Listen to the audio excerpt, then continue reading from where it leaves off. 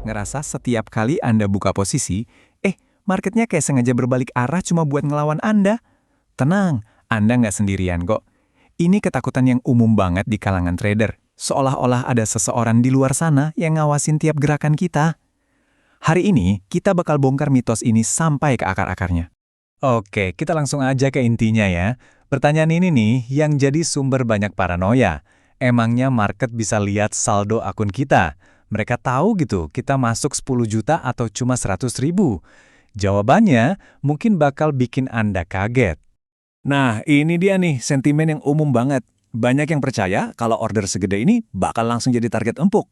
Tapi keyakinan ini tuh berdasarkan fakta atau jangan-jangan cuma perasaan aja. Yuk kita bedah langsung struktur pasarnya.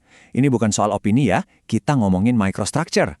Buat ngejawab itu semua, kita harus paham dulu. Informasi apa sih yang sebenarnya bisa dilihat sama market dan mana yang enggak? Kita mulai dari yang paling dasar. Kenalan dulu yuk sama yang namanya order book.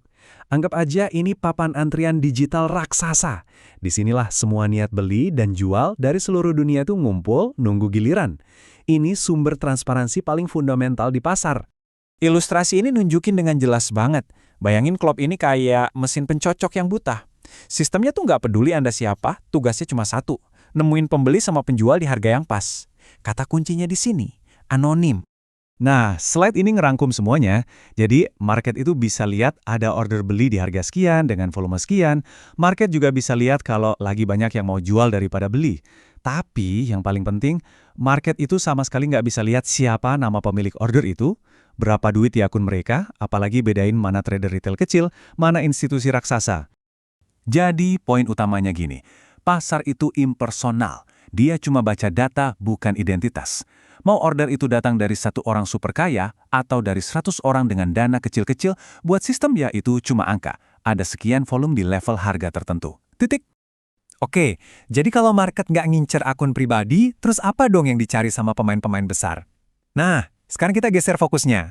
Dari apa yang market lihat ke apa yang sebenarnya mereka buru. Istilah ini kedengarannya mungkin misterius ya, tapi sebenarnya simpel kok. Liquidity pool itu ibarat sarang order-order yang lagi nunggu dieksekusi. Ini adalah area di mana para pemain besar tahu mereka bisa panen volume yang mereka butuhkan buat ngisi posisi raksasa mereka. Terus, di mana sarang ini biasanya ada? Ya, tepat di tempat-tempat yang paling gampang ditebak. Di atas puncak-puncak harga sebelumnya, atau di bawah lembah-lembah harga. Intinya, di semua tempat di mana mayoritas trader naruh stop loss atau order breakout mereka, kumpul di situ semua. Kutipan ini ngejelasin alasan kenapa area-area itu jadi target. Institusi itu nggak bisa asal klik beli buat ratusan juta dolar. Mereka harus cari lawan transaksi yang sepadan. Dan kumpulan stop loss tadi, itulah sumber lawan yang paling banyak dan paling bisa diprediksi lokasinya. Perbandingan ini nunjukin masalah utama yang dihadapi institusi. Coba bayangin, kita sebagai trader retail itu kayak speedboat, bisa set masuk pasar. Nah, mereka itu kayak kapal tanker. Kalau mau masuk pasar dengan order raksasa, mereka harus hati-hati banget. Kalau enggak, ombak yang mereka ciptakan justru bisa bikin posisi mereka rugi. Makanya mereka butuh likuiditas. Jadi, gimana caranya institusi nemuin dan manfaatin liquidity pool ini? Mereka nggak nebak-nebak tentu aja. Mereka pakai alat-alat canggih buat analisis arus data pasar.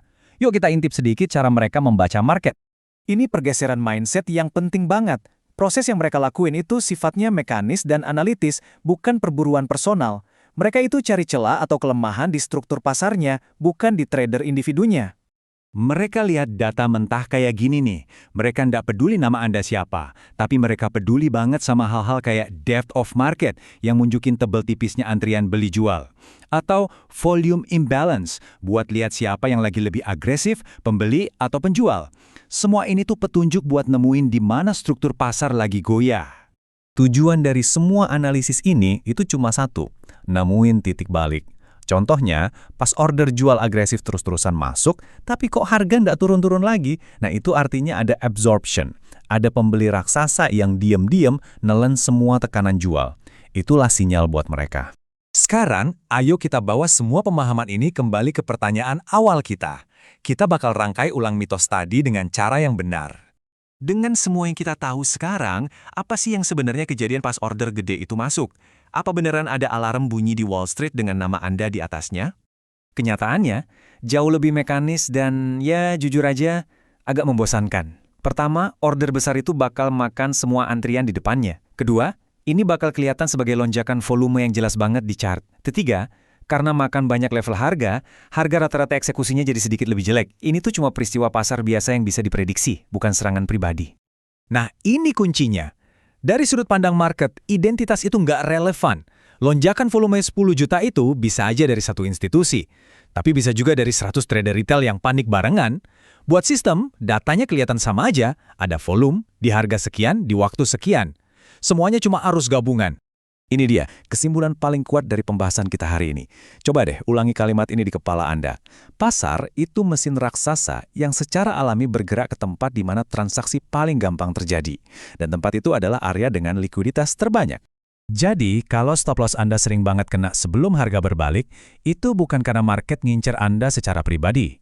Itu karena Anda naruh stop loss di tempat yang paling jelas dan paling logis barengan sama ribuan trader lainnya.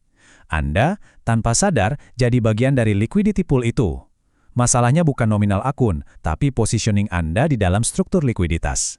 Ini nih pertanyaan yang harusnya Anda tanyakan ke diri sendiri setiap mau masuk pasar.